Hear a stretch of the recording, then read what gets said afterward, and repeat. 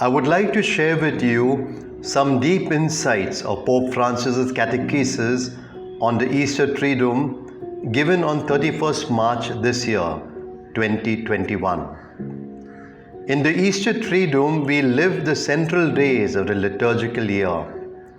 We live this mystery every time we celebrate the Eucharist. When we go to Mass, we go to renew, to bring about again this mystery, the Paschal mystery. It is as though we were going to Calvary. On the evening of Holy Thursday, we commemorate the Last Supper. It is the evening when Christ left his disciples the testament of his love in the Eucharist, his everlasting presence. In this sacrament, Jesus substituted the sacrificial victim with himself.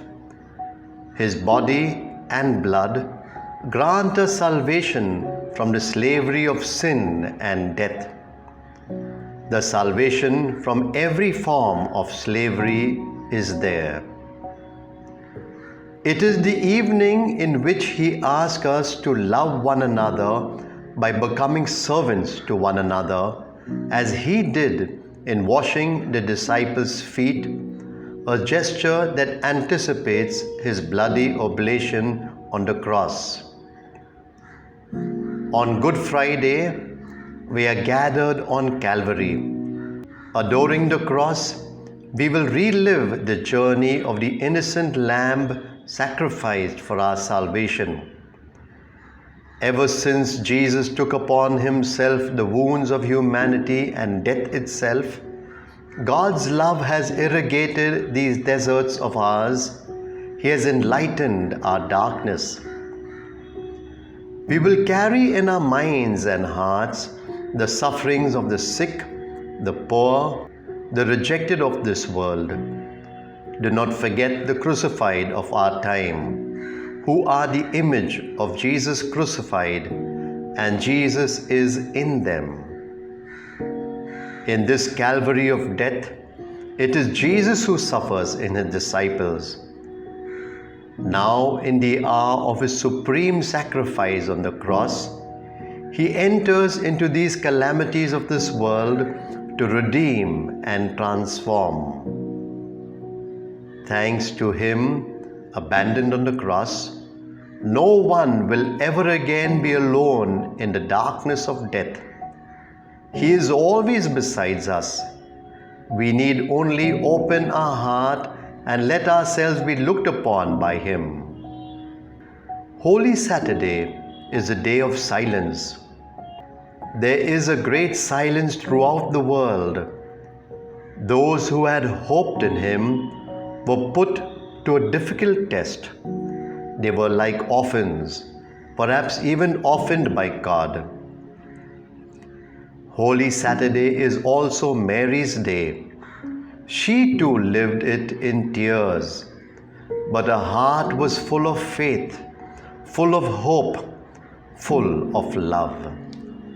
Thus, in the world's darkest hour, she became the mother of believers. Her witness and her intercession sustains us when the weight of the cross becomes too heavy for each one of us. In the darkness of Holy Saturday, joy and light will break through the rites of the Easter Vigil. It will be the encounter in faith with the risen Christ. All questions and uncertainties, hesitations and fears are dispelled by this revelation.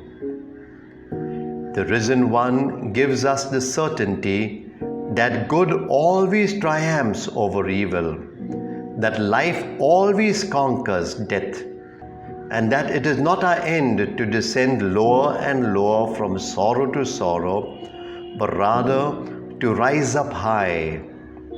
The risen one is the confirmation that Jesus is right in everything, in promising us life beyond death and forgiveness beyond sin.